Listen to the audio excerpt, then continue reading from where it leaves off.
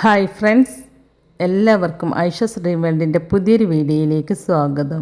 ഇന്ന് നമ്മൾ ഈ ഒരു ആട്ടപ്പൊടി വെച്ചിട്ട് വളരെ എളുപ്പത്തിൽ തയ്യാറാക്കി എടുക്കാൻ പറ്റുന്ന ഒരു ബ്രേക്ക്ഫാസ്റ്റ് റെസിപ്പിയാണ് കേട്ടോ ചെയ്തെടുക്കുന്നത്. ഇത് കഴിക്കാനായിട്ട് പ്രത്യേകിച്ച് കറികളിലൊന്നും ആവശ്യമില്ല, എന്നാൽ കറി കൂട്ടി കഴിക്കുകയാണെങ്കിൽ കൂടുതൽ ടേസ്റ്റ് ആയിരിക്കുന്നു മാത്രം. അപ്പോൾ നമ്മുടെ ഇന്നത്തെ വീഡിയോ നിങ്ങൾക്ക് ഇഷ്ടമാവുകയാണെങ്കിൽ ലൈക്ക് ചെയ്യാനും മറ്റുള്ളവരിലേക്ക് ഷെയർ ചെയ്ത് കൊടുക്കാനും ചാനൽ സബ്സ്ക്രൈബ് ചെയ്യാതെ ആരെങ്കിലും കാണുന്നവരുണ്ടെങ്കിൽ സബ്സ്ക്രൈബ് ചെയ്ത് സപ്പോർട്ട് ചെയ്യാനൊന്നും മറന്നു പോകരുത് കേട്ടോ. അപ്പോൾ ഞാൻ ഇതിനായിട്ട് 2 കപ്പ് റേഷൻ കടയിൽ നിന്നും കിട്ടുന്ന ആട്ടപ്പൊടിയാണ് കേട്ടോ എടുത്തിട്ടുള്ളത്. ഈ ഒരു ആട്ടപ്പൊടി കൊണ്ട് മാത്രമല്ല, നിങ്ങൾക്ക് ഇഷ്ടമുള്ള ഏത് ആട്ടപ്പൊടി കൊണ്ടും ഈ ഒരു റെസിപ്പി തയ്യാറാക്കി എടുക്കാവുന്നതാണ്. ആട്ടപ്പൊടി എടുക്കുമ്പോൾ ഇതുപോലെ നരിച്ചിട്ട് വേണം കേട്ടോ എടുക്കാനായിട്ട്.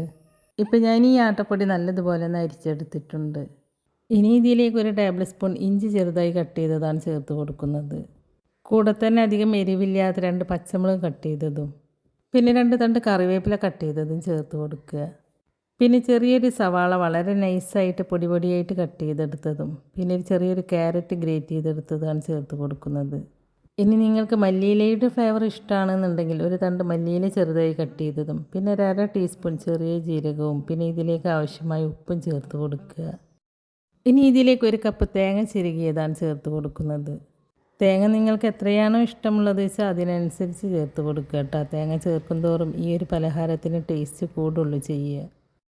ഇനി ഇതിലേക്ക് 1 ടേബിൾ സ്പൂൺ നെയ്യും കൂടി ചേർത്ത് കൊടുത്തിട്ട് ഇതെല്ലാം കൂടി കൈകൊണ്ട് നല്ലതുപോലെ ഒന്ന് മിക്സ് ചെയ്തെടുക്കുക.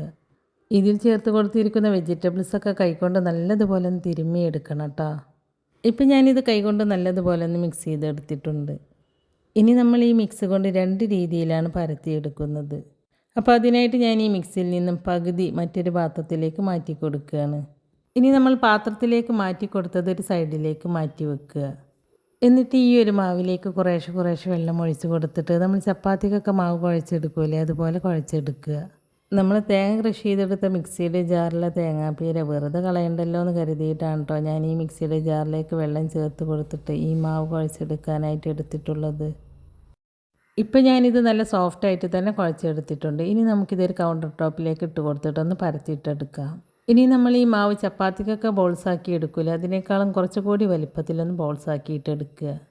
ചപ്പാത്തിയെപ്പോലെ വളരെ നൈസായിട്ടല്ല, അതിനേക്കാളും കുറച്ചുകൂടി കനത്തിലാണ് കേട്ടോ നമ്മളിത് പരത്തിയെടുക്കുന്നത്. അതുകൊണ്ടാണ് നമ്മൾ ഈ മാവ് ഇത്രയും വലിപ്പത്തിലുള്ള ഉരുളകളാക്കി എടുത്തിട്ടുള്ളത്. ഇനി നമുക്കിത് ഓരോന്നായിട്ട് പരത്തിയെടുക്കാം. അപ്പോൾ ഇത് പരത്തിയെടുക്കാനായിട്ട് കൗണ്ടർ ടോപ്പിലേക്ക് കുറച്ച് ആട്ടപ്പൊടി ഇതുപോലെ തൂവി കൊടുക്കുക. എന്നിട്ട് ഇതൊരു 2 ചപ്പാത്തിയുടെ കനത്തിലൊന്ന് പരത്തിയെടുക്കുക. അപ്പോൾ ഞാൻ ഈ ഒരു വലിപ്പത്തിലാണ് കേട്ടോ ഇതൊന്ന് പരത്തിയെടുത്തിട്ടുള്ളത്. ഇനി ഇത് കറക്റ്റ് റൗണ്ട് ഷേപ്പിൽ കിട്ടാൻ വേണ്ടിയിട്ട് ഞാൻ ഇതുപോലെ ഒന്ന് കട്ട് ചെയ്തെടുക്കുകയാണ്. ഇങ്ങനെ കട്ട് ചെയ്യണമെന്ന് നിർബന്ധമൊന്നുമില്ല കേട്ടോ, നിങ്ങൾക്ക് താല്പര്യം ഉണ്ടെങ്കിൽ മാത്രം ചെയ്തെടുത്താൽ മതി. കട്ട് ചെയ്തെടുത്തത് കളയൊന്നും വേണ്ട കേട്ടോ, നമ്മൾ അടുത്തത് പരത്തിയെടുക്കുമ്പോൾ അതിൻ്റെ കൂടെ ചേർത്ത് കൊടുത്തിട്ട് പരത്തിയെടുത്താൽ മതി. നമ്മൾ ഇതുപോലെ തന്നെയാണ് കേട്ടോ ബാക്കിയുള്ള ബോൾസൊക്കെ പരത്തിയെടുക്കുന്നത്. നമ്മൾ കട്ട് ചെയ്ത് മാറ്റിയ ഭാഗം ഉണ്ടല്ലോ, അത് ഇതുപോലെ അടുത്ത ബോൾ പരത്തിയെടുക്കുമ്പോൾ അതിൻ്റെ കൂടെ ചേർത്ത് കൊടുത്തിട്ട് പരത്തിയെടുക്കുക കേട്ടോ. അപ്പോൾ ഞാനെല്ലാം റൗണ്ട് ഷേപ്പ് കിട്ടാൻ വേണ്ടിയിട്ട് ഇതുപോലെ കട്ട് ചെയ്തെടുക്കുകയാണ്. അപ്പോൾ ഞാൻ ഇതുപോലെ ബാക്കിയുള്ളതെല്ലാം ഇവിടെ പരത്തിയെടുത്തിട്ടുണ്ട്. ഇനി നമുക്കിത് ചുട്ടെടുക്കാം. അപ്പോൾ ഇത് ചുട്ടെടുക്കാനായിട്ട് ഞാനിവിടെ ഒരു ഇരുമ്പിൻ്റെ ദോശച്ചട്ടിയാണ് കേട്ടോ എടുത്തിട്ടുള്ളത്. നമ്മൾ മലപ്പുറത്തെ ദോശ ചുട്ടെടുക്കുന്ന ദോശച്ചട്ടി ഇല്ലേ, അതിലാണ് കേട്ടോ ഞാനിത് ചുട്ടെടുക്കുന്നത്. ഇതിലാവുമ്പോൾ നമുക്കിതിൽ ഓയിലോ ഗീയൊക്കെ ചേർത്ത് കൊടുത്തിട്ട് ഇത് നല്ലതുപോലെ മൊരിച്ചെടുക്കും ചെയ്യാം. ഇതിൽ നിങ്ങൾ പാം ഓയിലൊന്നും ചേർത്ത് കൊടുക്കരുത് കേട്ടോ, വെളിച്ചെണ്ണയോ ഗീയൊക്കെ ചേർത്ത് കൊടുത്തിട്ട് ചുട്ടെടുക്കുക. ഇനി നിങ്ങൾക്കിത് ഓയിലും ഗീയൊന്നും ചേർത്ത് കൊടുക്കാൻ താല്പര്യമില്ലെങ്കിൽ അത് ചേർത്ത് കൊടുക്കാതെ ചുട്ടെടുത്താലും മതി. അപ്പോൾ ഇതൊരു മീഡിയം ഫ്ലെയിമിൽ വെച്ച് കൊടുത്തിട്ട് ഇതുപോലെ തിരിച്ചും മറിച്ചും ഇട്ട് കൊടുത്തിട്ട് വേണം കേട്ടോ ഇത് ചുട്ടെടുക്കാനായിട്ട്. അപ്പോൾ നമ്മുടെ ആദ്യത്തേത് ഇവിടെ റെഡി ആയിട്ടുണ്ട്. ഇതുപോലെ ബാക്കിയുള്ളതും ചുട്ടെടുക്കുക. നമ്മളിതിൽ വെജിറ്റബിൾസൊക്കെ ചേർത്ത് കൊടുത്തതുകൊണ്ട് നമുക്കിതിൽ കറിയില്ലെങ്കിലും കഴിക്കാനായിട്ട് നല്ല ടേസ്റ്റാണ്. ഇപ്പം ഞാനിത് മുഴുവനും ഇവിടെ ചുട്ടെടുത്തിട്ടുണ്ട്. ഇത് ചപ്പാത്തിയെപ്പോലെ പൊങ്ങി വരില്ലെങ്കിലും ഇതിൻ്റെ ഉള്ളിൽ നല്ല സോഫ്റ്റായിട്ടാണ് ഇരിക്കുക. ഇനി ഇതുപോലെ പരത്തിയെടുക്കാൻ മടിയുള്ളവർക്ക് നമ്മൾ ഇതിലും നല്ലൊരു എളുപ്പവഴിയിലൂടെയാണ് അടുത്തത് തയ്യാറാക്കിയെടുക്കുന്നത്. അതിനായിട്ട് നമ്മൾ നേരത്തെ മാറ്റി വെച്ച ആട്ടപ്പൊടിയുടെ മിക്സില്ലേ, അതിലേക്ക് കുറേശ്ശെ വെള്ളം ഒഴിച്ച് കൊടുത്തിട്ട് നമ്മൾ ഒറോട്ടിക്കൊക്കെ മാവ് കുഴച്ചെടുക്കൂലേ, അതുപോലെ കുഴച്ചെടുക്കുക. നമ്മൾ നേരത്തെ കുഴച്ചെടുത്ത മാവിനേക്കാളും കുറച്ച് ലൂസായിട്ട് വേണം കേട്ടോ ഇത് കുഴച്ചെടുക്കാനായിട്ട്. അപ്പോൾ നമ്മളിവിടെ ഈ മാവ് ഈ ഒരു പരുവത്തിലാണ് കേട്ടോ കുഴച്ചെടുത്തിട്ടുള്ളത്. ഇനി ഈ മാവ് വാഴയിലയിലോ അതല്ലെങ്കിൽ ഇതുപോലത്തെ വട്ടയില, നമ്മളിവിടെ പൊടിനീല എന്നൊക്കെ പറയും, അതിലാണ് കേട്ടോ ഞാനിത് പരത്തിയെടുക്കുന്നത്. ഈ ഇലയിൽ മാവ് ഒട്ടിപ്പിടിക്കാതിരിക്കാൻ വേണ്ടിയിട്ട് ഈ ഇലയിൽ കുറച്ച് ഓയിലോ അല്ലെങ്കിൽ ഗീയോ തടവി കൊടുക്കുക. എന്നിട്ട് കുറച്ച് മാവ് എടുത്തിട്ട് ഇതുപോലെ വളരെ കനം കുറച്ചിട്ട് പരത്തിയിട്ടെടുക്കുക. കയ്യിൽ മാവ് ഒട്ടിപ്പിടിക്കുന്നുണ്ടെങ്കിൽ ഇടയ്ക്ക് കൈയൊന്ന് വെള്ളത്തിലൊന്ന് മുക്കിയിട്ട് ഇതുപോലെ ഒന്ന് പരത്തി കൊടുത്താൽ മതി കേട്ടോ. നമ്മൾ ഒറോട്ടിക്കൊക്കെ പരത്തിയെടുക്കൂലേ, നമ്മളിത് ആട്ടപ്പൊടി കൊണ്ടുള്ള ഒറോട്ടിയാണ് കേട്ടോ തയ്യാറാക്കിയെടുക്കുന്നത്. ഇതുപോലെ ബാക്കിയുള്ളതൊക്കെ പരത്തിയെടുക്കുക. ഇലയെടുക്കുമ്പോൾ നല്ലതുപോലെ കഴുകി വൃത്തിയാക്കി എടുത്തതിന് ശേഷം വേണം കേട്ടോ എടുക്കാനായിട്ട്.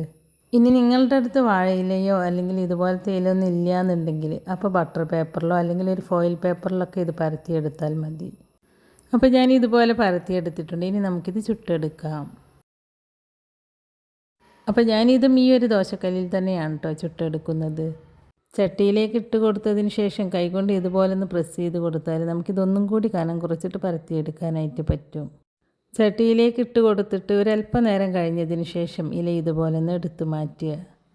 എന്നിട്ട് ഇതിൻ്റെ മുകൾ ഭാഗത്തെ വെള്ളമൊക്കെ ഒന്ന് വലിഞ്ഞു വന്നാൽ ഇതിൻ്റെ മുകളിൽ കുറച്ച് വെളിച്ചെണ്ണയോ അല്ലെങ്കിൽ ഗീയൊക്കെ സ്പ്രെഡ് ചെയ്ത് കൊടുത്തിട്ട് തിരിച്ചും മറിച്ചും ഇട്ട് കൊടുത്തിട്ട് വേവിച്ചെടുക്കുക. ഇനി നിങ്ങൾക്ക് ഇതിൽ ഓയിലും ഗീയൊന്നും ചേർത്ത് കൊടുക്കാൻ താല്പര്യമില്ലെങ്കിൽ അതൊന്നും ചേർത്ത് കൊടുക്കാതെ ചുട്ടെടുത്താലും മതി.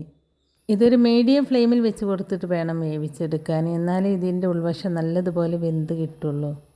അപ്പോൾ ആദ്യത്തേത് ഇവിടെ വെന്ത് കിട്ടിയിട്ടുണ്ട്. ഇനി ബാക്കിയുള്ളതും ഇതുപോലെ ചുട്ടെടുക്കുക. ഇനി നിങ്ങൾക്ക് ഈ മാവ് ചട്ടിയിലേക്ക് ഡയറക്റ്റായിട്ട് ഇട്ട് കൊടുത്തിട്ട് പരത്തിയെടുക്കാൻ പറ്റുമെങ്കിൽ അങ്ങനെ പരത്തിയെടുത്താലും മതി കേട്ടോ.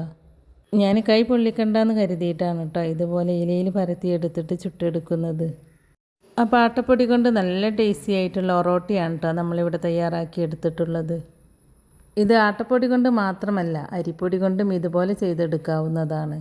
അപ്പോൾ വളരെ സിമ്പിളായിട്ട് തയ്യാറാക്കി എടുക്കാൻ പറ്റുന്ന നല്ല ടേസ്റ്റി ആയിട്ടുള്ളൊരു ബ്രേക്ക്ഫാസ്റ്റ് റെസിപ്പിയാണിത്. നമ്മളിതിൽ വെജിറ്റബിൾസൊക്കെ ചേർത്ത് കൊടുത്തതുകൊണ്ട് ഇത് കഴിക്കാനായിട്ട് പ്രത്യേകിച്ച് കറിയുടെ ഒന്നും ആവശ്യമില്ല. ഇനി കറിയൊക്കെ നിർബന്ധമുള്ളവർക്ക് ബീഫ് കറി, ചിക്കൻ കറി അതുപോലത്തെ കറികളുടെ കൂടെ കഴിക്കാൻ നല്ല ടേസ്റ്റാണ്. അപ്പോൾ ആട്ടപ്പൊടി കൊണ്ട് നിങ്ങൾ ഇതുപോലെ ഒറോട്ടി ഉണ്ടാക്കി നോക്കിയിട്ടില്ലെങ്കിൽ ഇതുപോലെ ഒന്ന് ഉണ്ടാക്കി നോക്കൂട്ടോ. എന്നിട്ട് അതിൻ്റെ അഭിപ്രായം നമ്മുടെ കമൻറ്റ് ബോക്സിൽ എഴുതി അറിയിക്കാനും മറക്കരുത്. അപ്പോൾ നമ്മുടെ ഇന്നത്തെ ഈ റെസിപ്പി നിങ്ങൾക്ക് ഇഷ്ടമായിട്ടുണ്ടാവുമെന്ന് വിചാരിക്കുന്നു. ഇഷ്ടമായിട്ടുണ്ടെങ്കിൽ ലൈക്ക് ചെയ്യാനും നിങ്ങളുടെ ഫ്രണ്ട്സിനും ഫാമിലിയിലേക്കൊക്കെ ഈ വീഡിയോ ഷെയർ ചെയ്ത് കൊടുക്കാനും ചാനൽ സബ്സ്ക്രൈബ് ചെയ്യാതെ ആരെങ്കിലും കാണുന്നവരുണ്ടെങ്കിൽ സബ്സ്ക്രൈബ് ചെയ്ത് സപ്പോർട്ട് ചെയ്യാനൊന്നും മറന്നു പോകരുത് കേട്ടോ.